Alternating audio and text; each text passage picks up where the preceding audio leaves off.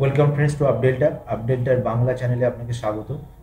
আজকে আমি যে ভিডিওটা নিয়ে এসেছি সেটা খুবই বেসিক একটা ভিডিও, যেখান থেকে স্টক এক্সচেঞ্জ, ব্রোকার, কী কী ইনস্ট্রুমেন্টে আপনি ট্রেড করতে পারবেন, খুবই বেসিক এই ইনফরমেশনগুলো আমি দেওয়ার চেষ্টা করেছি। আপনারা আমার আপডেটটা যেটা মেইন চ্যানেল, যেটা ইংরাজি এবং হিন্দি মিলিয়ে, যেখানে আমি আমার লাইভ ট্রেডগুলোকে আপডেট করি, সেই চ্যানেলটি চেক করতে পারেন, তার লিঙ্ক ডেসক্রিপশনে দেওয়া আছে। সেখান থেকে আপনি একটা আইডিয়া পাবেন যে আমি কী ট্রেড করি। মেনলি আমি ব্যাঙ্ক নিফটি ট্রেড করি, and basically I am a option buyer, আমি অপশন বাই করি। সো আপনারা ওই চ্যানেলটি চেক করলে আমার কিছু লাইভ ট্রেডিংয়ের ভিডিও সেখানে আপলোড আছে, অলমোস্ট 40টার মতো। সেখান থেকে একটু বেসিক আইডিয়া পাবেন। তো আজকের এই ভিডিওতে আমরা যে বেসিক জিনিসগুলোকে কভার করব, একবারে যারা স্টক মার্কেটে নতুনভাবে মানে ফার্স্ট টাইম এন্ট্রি করছেন তাদের জন্য আশা করি এটা ইউজফুল হবে। যারা স্টক মার্কেটকে নিয়ে একটু ঘাটাঘাটি করেছেন, একটু জেনেছেন, পড়েছেন, তাদের কাছে জিনিসগুলো হয়তো জানা, কিন্তু শুধুমাত্র যারা নিউ এন্ট্রি স্টক মার্কেটে নিচ্ছেন তাদের জন্য আশা করি এই ভিডিওটা হেল্পফুল হবে। তো ফার্স্ট থিং ফার্স্ট, তো আমরা প্রথমে জেনে নিয়ে স্টক এক্সচেঞ্জটা কি। স্টক এক্সচেঞ্জ হচ্ছে একটা বাজার যেখানে শেয়ার, বন্ড, কমোডিটিস, কারেন্সি এইসব বায়ারের কাছ থেকে সেলারের হাত বদল হয়। সো বেসিক্যালি শেয়ার মানে তো আপনারা সবাই জানেন, শেয়ার মানে হচ্ছে কি কোনো কোম্পানির একটা অংশ যেটা একটা স্পেসিফিক প্রাইসে একটা স্পেসিফিক কোয়ান্টিটি বিক্রি করা হয়, এবং সেখানে যখন বায়ার এবং সেলার, বায়ার যে দামে কিনতে চাইছে এবং সেলার যে দামে বিক্রি করতে চাইছে, সেই প্রাইসটা যখন ম্যাচ হয় তখন সেটা বায়ার থেকে সেলারে বা সেলার থেকে বায়ারে হাত বদল হয়। সো এটা গেল শেয়ার। কমোডিটিস মানে কি? কমোডিটিস মানে হচ্ছে বিভিন্ন মিনারেলস, যেমন কপার, তারপরে আপনার বিভিন্ন এগ্রিকালচারাল কমোডিটিস যেগুলো আছে, যেমন কটন হতে পারে, পালসেস হতে পারে, এইগুলোরও ট্রেড হয়। সেটা যে এক্সচেঞ্জের মাধ্যমে ট্রেড হয় সেটাকে বলা হয় এমসিএক্স। আর কারেন্সি ট্রেড মানে হচ্ছে রুপিস, ডলার রুপিসে ট্রেড হয়, আর ডলার ইউরোতে ট্রেড হয়, ইয়ানের সাথে রুপিসে ট্রেড হয়। ওয়ার্ল্ডে যদি আপনারা মার্কেট ক্যাপ দেখেন, তাহলে বড় বড় ইনস্টিটিউশনরা এবং ওয়ার্ল্ডের সমস্ত এক্সচেঞ্জ মিলিয়ে কারেন্সি ট্রেডিং এবং কমিউনিটি ট্রেডিং এর পরিমাণটা হচ্ছে সবথেকে বেশি। যদিও ভারতবর্ষে কমিউনিটি ট্রেডিংটা অতটা পপুলার নয়, কিন্তু ওয়ার্ল্ড ওয়াইজ একটা ওভারঅল পার্সপেক্টিভ থেকে দেখতে গেলে কমিউনিটি ট্রেডিং এবং কারেন্সি ট্রেডিংটা হচ্ছে অত্যন্ত পুরনো এবং খুবই পপুলার। সো এটা হচ্ছে কি স্টক এক্সচেঞ্জ, যেখানে বায়ার এবং সেলাররা মিট করছে, একটা প্রাইসে তারা এগ্রি হচ্ছে এবং শেয়ারগুলো একজনের অ্যাকাউন্ট থেকে আরেকজনের অ্যাকাউন্টে ট্রান্সফার হচ্ছে, মানে অন্যান্য বাজারের মতনই ব্যাপারটা। স্টক এক্সচেঞ্জ ইন্ডিয়াতে মেনলি দুটো, একটা হচ্ছে বিএসসি, একটা এনএসসি। আর যেটা বললাম কমিউনিটি ট্রেডিংয়ের জন্য যে স্টক এক্সচেঞ্জগুলো ইউজ হয় সেটা হচ্ছে এমসিএক্স। সব থেকে পুরনো হচ্ছে বিএসসি, যেটা ফুল ফর্ম হচ্ছে বোম্বে স্টক এক্সচেঞ্জ, যেটা স্থাপিত হয়েছিল 1875-এ, এটা মুম্বাইয়ে। এনএসসিও মুম্বাইয়ে, কিন্তু বিএসসি এনএসসির তুলনায় অনেক বেশি পুরনো। অলমোস্ট 60,000-এর বেশি কোম্পানি বিএসসিতে লিস্টেড আছে এবং মার্কেট ক্যাপিটালাইজেশন অলমোস্ট 4.9 ট্রিলিয়ন। তুলনামূলকভাবে এনএসসি অনেক পরে স্থাপিত হয়েছে, অলমোস্ট 1992-তে, এটাও মুম্বাইয়ে। কিন্তু এনএসসি গ্রোথ বিএসসি থেকে পপুলারিটির দিক থেকে, ট্রেডারদের কাছে পপুলারিটির দিক থেকে এনএসসির পপুলারিটি অনেক বেশি। তার জন্য এনএসসির যে কম্পাউন্ড অ্যানুয়াল গ্রোথ রেট সেটা অলমোস্ট 17.5%, এবং এটার মার্কেট ক্যাপ অলমোস্ট 4 ট্রিলিয়নের মতো। এটা যদি আপনারা ডেরিভেটিভে ডেটা দেখেন যে ডেরিভেটিভ সেগমেন্টে কত ট্রেড হয়েছে, তাহলে এনএসসি হচ্ছে ওয়ার্ল্ডের 1 নম্বর এক্সচেঞ্জ যেখানে ডেরিভেটিভ টু ক্যাশ রেশিও হচ্ছে সব থেকে বেশি। প্রথমে 1 নম্বর পজিশনে ছিল সাউথ কোরিয়াকে বিট করে এখন এনএসসি 1 নম্বর পজিশনে আছে। সো এটা গেল এক্সচেঞ্জ। আপনারা ধরুন যখন যদি আপনি অলরেডি স্টক মার্কেট এন্ট্রি নিয়ে নিয়েছেন, তাহলে অবশ্যই একটা ব্রোকারের মাধ্যমে আপনি এন্ট্রি ব্রোকারের কাছে অ্যাকাউন্ট আছে। ব্রোকার আপনি যে অর্ডারটা পাঞ্চ করলেন সেটা ব্রোকার পাঠাবে এনএসসিতে অথবা বিএসসিতে, আপনি যে এক্সচেঞ্জে ট্রেড করছেন সেইখানে গিয়ে অর্ডারটা আপনার এক্সিকিউট হবে। এক্সিকিউট হওয়ার পর সেটা আপনার ট্রেডিং টার্মিনালে এসে সেই জিনিসটা এসে রিফ্লেক্ট করবে। সো স্টক এক্সচেঞ্জ জিনিসটা আশা করি আপনার ক্লিয়ার হয়েছে। এবারে মার্কেট টাইমিং, বিএসসি এবং এনএসসি দুটোরই মার্কেট টাইমিং এক। এগুলি সোমবার থেকে শুক্রবার পর্যন্ত খোলা থাকে। টাইমিং 9:15 থেকে অ্যাকচুয়ালি অ্যাক্টিভ ট্রেডিং স্টার্ট হয়। তার আগে 15 মিনিটে প্রি মার্কেট থাকে, মানে 9টার সময় থেকে, যেখানে আপনি কোনো প্রি মার্কেট অর্ডার পাঞ্চ করতে পারবেন। কিন্তু অ্যাক্টিভ ট্রেডিং শুরু হবে 9:15 থেকে এবং চলে হচ্ছে 3:30 পর্যন্ত। ম্যাক্সিমাম ব্রোকার হয়তো 3:15 বা 3:20 পর্যন্ত অর্ডার আপনার এক্সিকিউট করে, তারপরে অর্ডার এক্সিকিউট করে না। সুতরাং অ্যাক্টিভ ট্রেডিং আপনি বলতে পারেন 9:15 থেকে 9:30 পর্যন্ত। আর সপ্তাহে 5 দিন খোলা থাকে, শনিবার এবং রবিবার, এই 2 দিন মার্কেট বন্ধ। আর তাছাড়া যেগুলো ন্যাশনাল হলিডে, যেমন 2 অক্টোবর, 15 আগস্ট, 26 জানুয়ারি, এরকম করে 12-13টা দিন আছে যেগুলো ন্যাশনাল হলিডে, সেই সব দিনগুলোতে এক্সচেঞ্জ বন্ধ থাকে এবং তার লিস্ট এনএসসি ওয়েবসাইটে অলরেডি অ্যাভেলেবল, যে নেক্সট মান্থ নেক্সট ইয়ারে কোন ডেটে এনএসসি এবং বিএসসিতে ট্রেডিং বন্ধ থাকবে। তো এটা গেল এক্সচেঞ্জের ব্যাপার এবং মার্কেট টাইমিংয়ের ব্যাপার। এবারে আরেকটা জিনিস আপনাদের জেনে রাখা উচিত, যে যেহেতু একটা huge amount of money NSC এবং বিএসসির মাধ্যমে ট্রানজাকশন হচ্ছে এবং প্রচুর মানুষের স্বার্থ এতে জড়িয়ে আছে। যেমন আপনাদের ছোট্ট ডেটা দিই, এনএসসিতে 2000, এইবারে আমরা যে জিনিসটা দেখব হোয়াট টু ট্রেড, মানে আমরা জানি যে শেয়ার মার্কেটে শেয়ার থাকে বিভিন্ন কোম্পানির, আমরা সেগুলো কিনতে পারি। সেটা হচ্ছে খুবই বেসিক একটা আইডিয়া, কিন্তু আমরা যদি একটু ডেপথে যাই তাহলে দেখব যে আমরা শেয়ার মার্কেটে দুটো জিনিসকে ট্রেড করতে পারি, একটা হচ্ছে ইন্ডেক্সকে আর একটা হচ্ছে স্টকসকে। তাহলে ইন্ডেক্স জিনিসটা কি না, আগেই বলেছি আমাদের মেনলি দুটো হচ্ছে এক্সচেঞ্জ, একটা হচ্ছে এনএসসি আর একটা হচ্ছে বিএসসি। এনএসসিতে যেটা মেন ইন্ডেক্স সেটা হচ্ছে নিফটি 50 বলা হয়। এই যে নিফটি,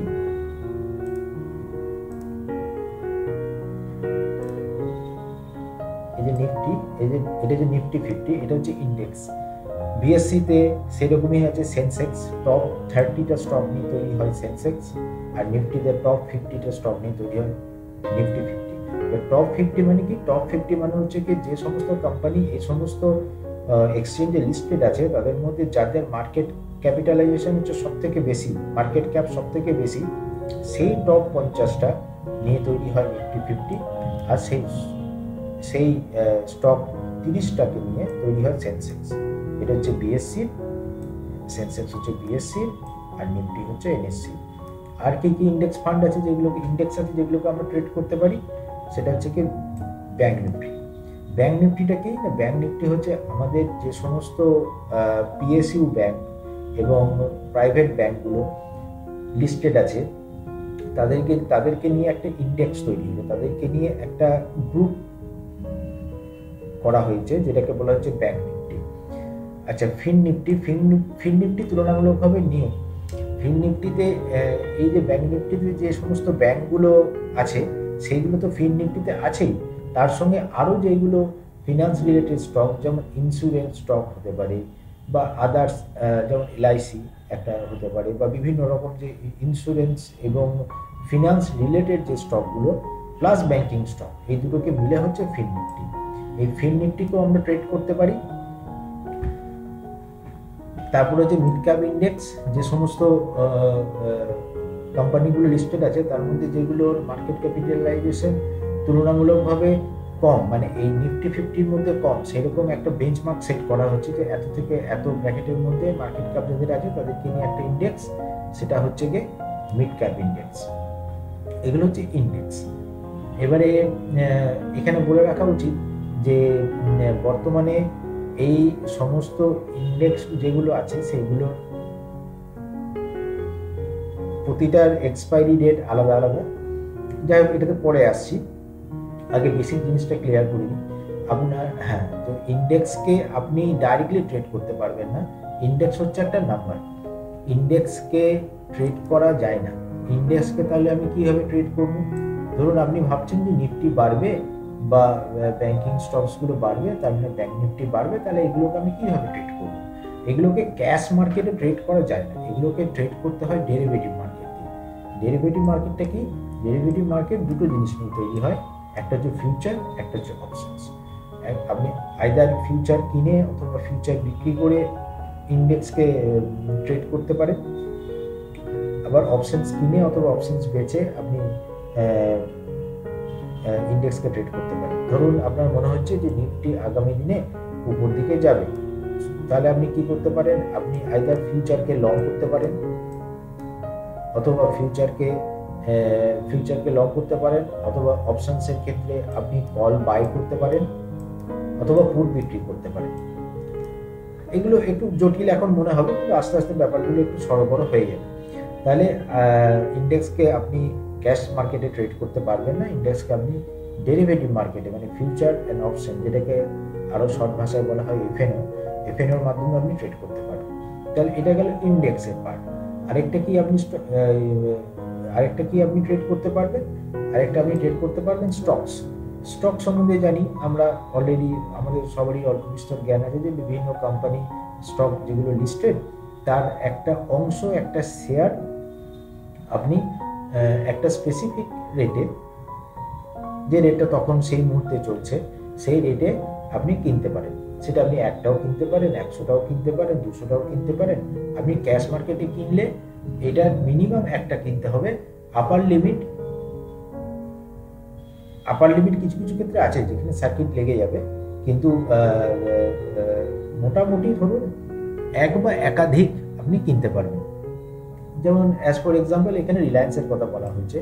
রিলায়েন্সের একটা শেয়ারের দাম যদি ধরুন এখন 2400-2500 টাকা হয়, তার মানে 2400-2500 টাকা দিয়ে আপনি রিলায়েন্সের একটি শেয়ার কিনতে পারবেন। আপনাকে যদি দুটো শেয়ার কিনতে হয়, তাহলে 2400 টাকা হলে 2400 ইন্টু 2 মানে 4800 দিয়ে আপনি রিলায়েন্সের দুটো শেয়ার কিনতে পারবেন। এমনি যতগুলো শেয়ার কিনবেন ইন্টু ইন্টু ইন্টু ইন্টু হয়ে যাবে। তাহলে আপনি স্টকস ক্যাশ মার্কেটে কিনতে পারবেন। ক্যাশ মার্কেট মানে হচ্ছে যে ধরুন আপনার ডিমেট অ্যাকাউন্টে 100 টাকা আছে, আপনি ওই 100 টাকা দিয়ে রিলায়েন্সের স্টক বা XYZ যে কোনো কোম্পানির স্টক কিনতে পারবেন। এটা হচ্ছে ক্যাশ মার্কেট। আর ডেরিভেটিভ মার্কেটে কি? ডেরিভেটিভ মার্কেটে আপনি রিলায়েন্স সমস্ত যেগুলো কোম্পানি লিস্টেড আছে বিভিন্ন এক্সচেঞ্জে, NSE-তে হোক BSE-তে হোক, তারা সবাই কিন্তু এফএনও সেগমেন্টে নেই, মানে ফিউচার এন্ড অপশন বা ডেরিভেটিভ সেগমেন্টে নেই। যেমন টপ হয়তো 200টা কোম্পানি এফএনও সেগমেন্টে লিস্টেড আছে, তাহলে তাদেরকে আপনি ক্যাশেও কিনতে পারবেন, আবার ফিউচার এন্ড অপশনসে ট্রেড করতে পারবেন। সিমিলারলি যারা ফিউচার এন্ড অপশনসে নেই, তাদেরকে শুধুমাত্র আপনি ক্যাশ মার্কেটেই কিনতে পারবেন। আশা করি ব্যাপারটা ক্লিয়ার হয়েছে। তাহলে ইন্ডেক্সকে আপনারা কিনতে পারবেন শুধুমাত্র, কিনতে অথবা বেচতে পারবেন শুধুমাত্র ফিউচার মার্কেট, ফিউচারে এবং অপশনসের মাধ্যমে, মানে ডেরিভেটিভ মার্কেটে। স্টক সবাইকে আপনি কিনতে পারবেন ক্যাশ মার্কেটে। আবার কিছু কিছু স্টক যেটা লিস্ট অলরেডি স্পেসিফাইড, তাদেরকে আপনি ক্যাশ মার্কেটেও কিনতে পারবেন, আবার ডেরিভেটিভ মার্কেটেও কিনতে পারবেন। এই জিনিসটা এখানে একটা ছকের মতো করে আমি বলার চেষ্টা করছি। যেমন ইন্ডেক্সকে আপনি ধরুন ক্যাশ মার্কেটে কিনতে পারছেন না,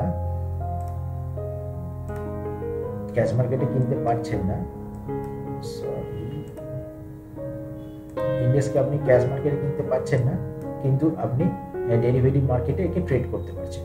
স্টকসকে আপনি ক্যাশ মার্কেট তো কিনতে পারছেনই, তার সঙ্গে কিছু কিছু ক্ষেত্রে, যেমন নট অল এখানে বলে দেওয়া হচ্ছে, নট অল, আপনি সব স্টককে ডেরিভেটিভ সেগমেন্টে ট্রেড করতে পারবেন না, আপনি কিছু কিছু স্টককে ডেরিভেটিভ সেগমেন্টে ট্রেড করতে পারবেন।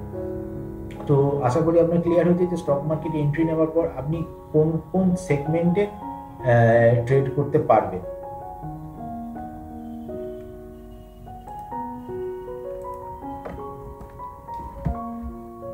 এবার হচ্ছে হাউ টু ট্রেডটা মেনলি আমার বলার বক্তব্য হচ্ছে এটা যে আপনি কোন টাইম হরাইজনে ট্রেড করতে চাইছেন। এখানে মেনলি 3টে সেগমেন্টে জিনিসগুলোকে ভাগ করা হয় টাইম হরাইজন অনুযায়ী, মানে আপনি জিনিসটা কতক্ষণ পর্যন্ত ধরে রাখছেন সেটার উপর ডিপেন্ড করে 3টে সেগমেন্টে এটাকে ভাগ করা হয়েছে। ইনভেস্টমেন্ট মানে আপনি ক্যাশ মার্কেট থেকে কোনো একটা কোম্পানির শেয়ার কিনে সেটাকে দীর্ঘদিনের জন্য, দীর্ঘমেয়াদের জন্য ধরে রাখলেন যে হ্যাঁ এই কোম্পানির প্রসপেক্ট ভালো, এই কোম্পানির ফিউচার প্ল্যান আছে, এই কোম্পানির ট্র্যাক রেকর্ড ভালো, প্রিভিয়াস হিস্ট্রি ভালো, ম্যানেজমেন্ট ভালো, আপনি এখানে ইনভেস্ট করে রেখে দিলেন। সেটা হচ্ছে ইনভেস্টমেন্ট, যেখানে আপনার ইনভেস্টমেন্ট টাইম পিরিয়ডটা হচ্ছে অনেক বেশি লং। সুইং ট্রেডিংটা কি না, সুইং ট্রেডিংটা হচ্ছে যে কোনো একটা স্টককে বা ইন্ডেক্সকে, এক্ষেত্রে আমরা ইন্ডেক্স এখানে ট্রেড করতে পারছি সুইংয়ের জন্য ফিউচারের অপশনসের মাধ্যমে, কোনো একটা স্টককে বা কোনো একটা ইন্ডেক্সকে আপনি শর্টার টাইম ফ্রেমের জন্য, সেটা 3 থেকে 4 দিন হতে পারে বা 1 সপ্তাহ হতে পারে বা 15 দিন হতে পারে, শর্টার টাইম ফ্রেমের জন্য আপনি ট্রেড করছেন।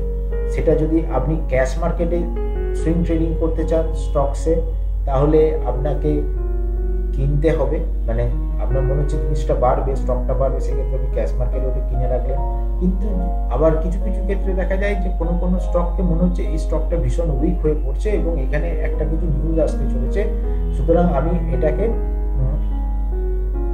শর্ট করব। শর্ট এবং লং এর কনসেপ্টে আমি একটু পরে আসছি। শর্ট করব, তাহলে সেই ক্ষেত্রে আপনি ক্যাশ মার্কেটে ওটাকে সুইং এ শর্ট করতে পারবেন না, তাকে কিন্তু ফিউচারের অপশনসে গিয়ে শর্ট করতে হবে।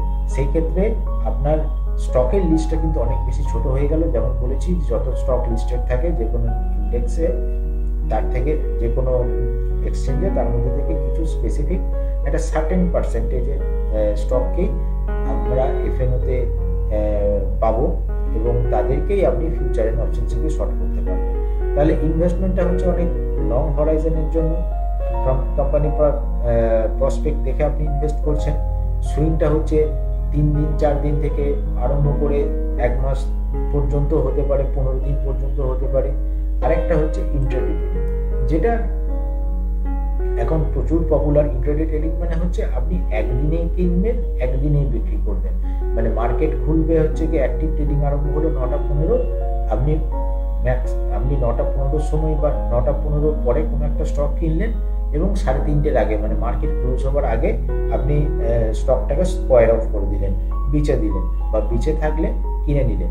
এবারে ইন্ট্রাডে ট্রেডিংটা এত বেশি পপুলার হওয়ার কারণ কি? ইন্ট্রাডে ট্রেডিংটা এত বেশি পপুলার হওয়ার কারণ, প্রথম কথা হচ্ছে কি, আপনাকে কোনো ওভারনাইট পজিশন ক্যারি করতে হচ্ছে না। বর্তমান দিনে যেভাবে গ্লোবাল সিনারিও এবং ভোলাটিলিটি মার্কেটে বেড়েছে, তাতে ওভারনাইট পজিশন ক্যারি করা একটু রিস্কি হয়ে দাঁড়ায়। যদি আপনি সেইভাবে এক্সপিরিয়েন্স না হন, তাহলে একদিনে কিনে একদিনেই বেচলেন, আপনার ওভারনাইট ট্রেডিং এর রিস্কটা কমে গেল। কারণ পরের দিন গ্যাপ আপ বা গ্যাপ ডাউন হলে সেইটাকে ম্যানেজ করা খুব বেশি শক্ত হয়ে পড়ে অনেক ক্ষেত্রে। আবার যদি আপনি যদি কোনো একটা ট্রেন্ড বা সুইং যদি ধরেন, তাহলে এই গ্যাপ আপ গ্যাপ ডাউন গুলোকে যদি আপনি প্রেডিক্ট করতে পারেন, তাহলে এক্ষেত্রে অনেক বিগার গেইন আপনার আসতে পারে। তো আমরা এখন কথা বলছি ইন্ট্রাডে ট্রেডিং সম্বন্ধে।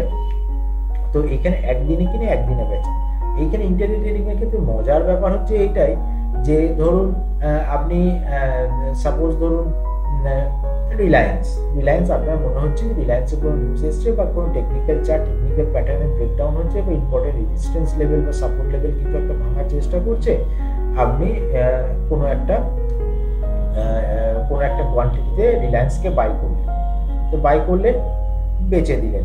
আচ্ছা, এটা তো আমরা সুইং এর ক্ষেত্রেও করতে পারি, কিন্তু ইন্ট্রাডে ট্রেডিং এ আপনি প্রথমে সেল করে তারপরেও বাই করতে পারবেন যখন আপনার মনে হচ্ছে যে স্টকটা নিচের দিকে যাবে। মজার ব্যাপার হচ্ছে এইটাই, আপনি ক্যাশ সেগমেন্টে কিন্তু এই বেচার পজিশনটাকে ক্যারি ফরওয়ার্ড করতে পারবেন না, মানে পরের দিনের জন্য রাখতে পারবেন না।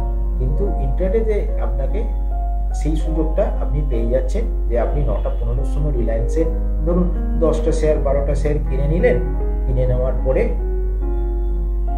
আপনি সেটাকে 3:30-র আগে বা আপনার টার্গেট অ্যাচিভ যখনই হয়ে গেল তখনই আপনি বেঁচে যেতে পারবেন। সুতরাং ইন্টারের ক্ষেত্রে বেচে কেনা এবং কিনে বেচা দুটোরই অপশন থেকে যাচ্ছে। এখানে একটা ছোট্ট সেগমেন্টের মতো ছোট্ট একটা প্রেজেন্টেশন করা হয়েছে, যেমন ইনভেস্টমেন্টটা অলওয়েজ হচ্ছে গিয়ে ক্যাশ মার্কেটে, ইনভেস্টমেন্ট অলওয়েজ হচ্ছে কি আপনার ক্যাশ মার্কেটে। সুইং ট্রেডিংটা আপনি ক্যাশেও করতে পারেন, এফএনওতেও করতে পারেন। সুইং ট্রেডিংটা আপনি এফএনও লিস্টেড, যেখানে এফএনওতে করছেন সেখানে সেই স্টকটাকে অবভিয়াসলি এফএনও লিস্টেড স্টক হতে হবে এবং ইন্ডেক্সে করতে পারেন। আর ইন্টারডেটাকে আপনি ক্যাশেও করতে পারেন এবং এফএনও দুটো সেগমেন্টই করতে পারেন। ক্যাশ সেগমেন্টে ইন্টারডে করলে ম্যাক্সিমাম যারা ব্রোকার আছে তারা 5 টাইমস লিভারেজ দেয়। মানে আপনার অ্যাকাউন্টে যদি 100 টাকা থাকে, আপনি 500 টাকার মতো শেয়ার কিনতে অথবা বেচতে পারবেন ইন্ট্রাডে ট্রেডিং এর জন্য।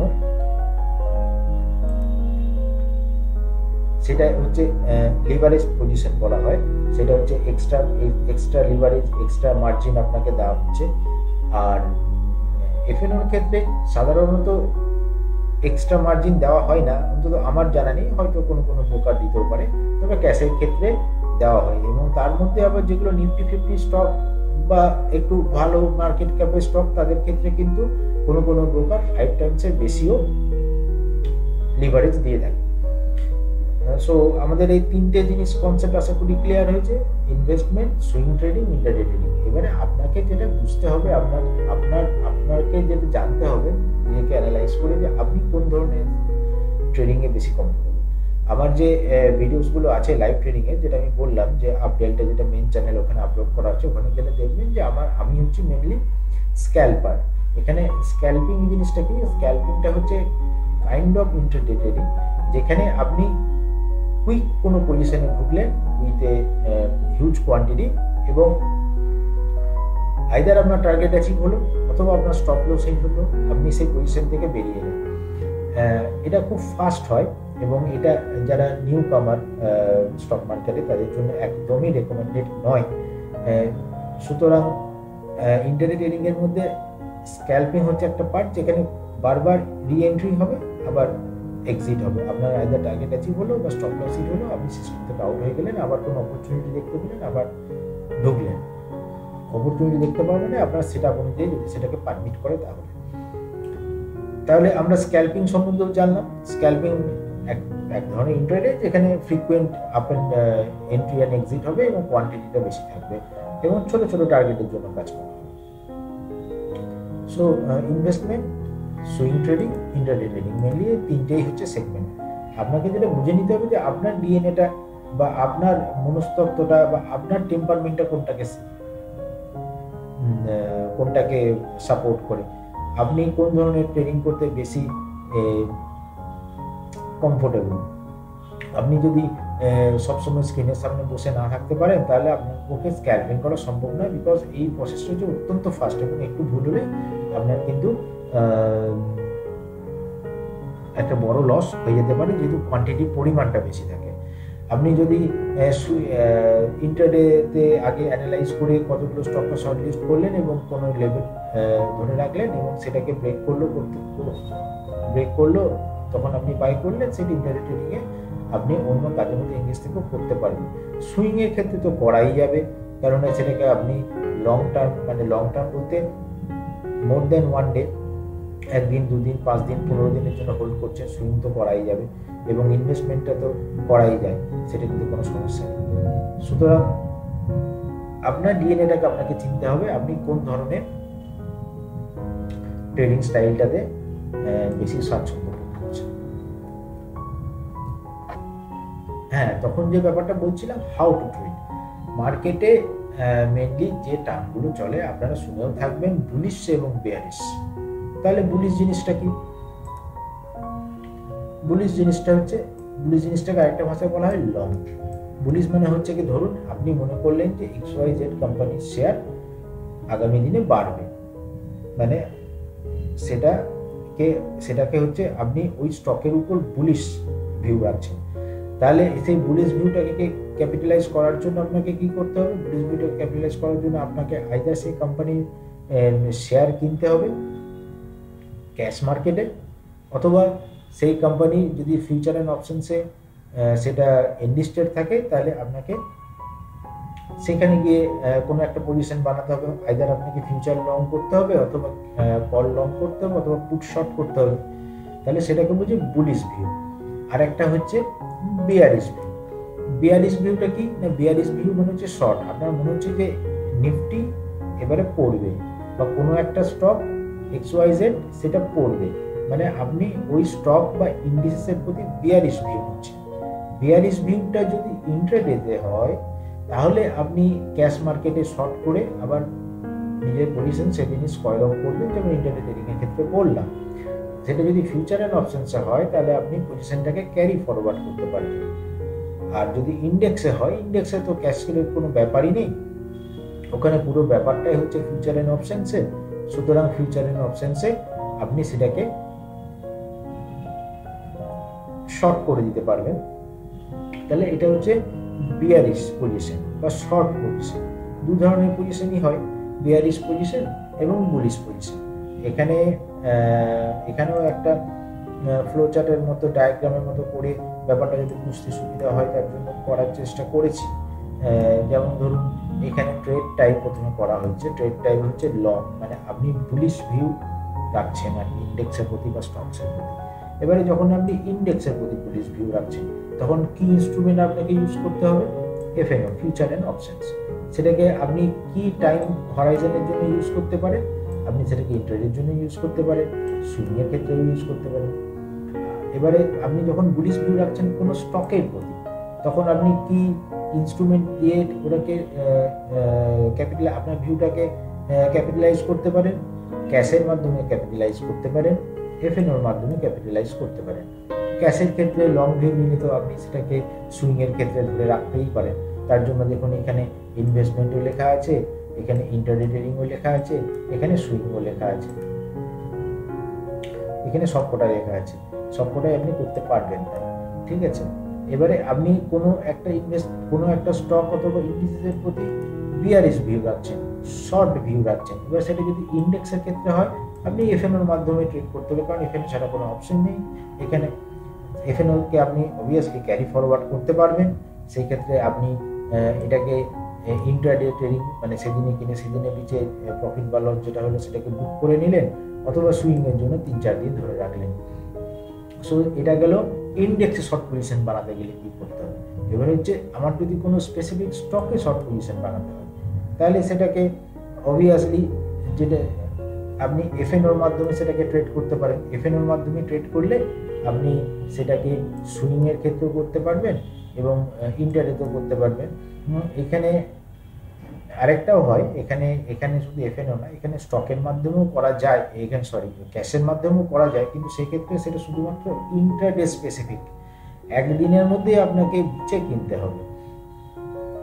সুতরাং আর যদি আপনাকে লং টার্মে হোল্ড করতে হয় তাহলে আপনাকে FNO ওতে ট্রেড করতে হবে এবং সেক্ষেত্রে স্টকটাকে FNO সেগমেন্টে এনলিস্টেড হতে হবে। তাহলে এটা হচ্ছে যে বেসিক কনসেপ্টগুলো, কিছু কিছু যেগুলো আমি বললাম। সো আজকের জন্য এইটুকুই, আশা করি আপনার ভিডিওটা ভালো লেগেছে। সো এরকম ইনফরমেটিভ এবং স্টক মার্কেট রিলেটেড ভিডিও পাওয়ার জন্য চ্যানেলটিকে সাবস্ক্রাইব করবেন আপডেটটা Bangla. Please check out my other আপডেটটা চ্যানেল, যেখানে আপনি আমার লাইভ ট্রেডিং দেখতে পাবেন। So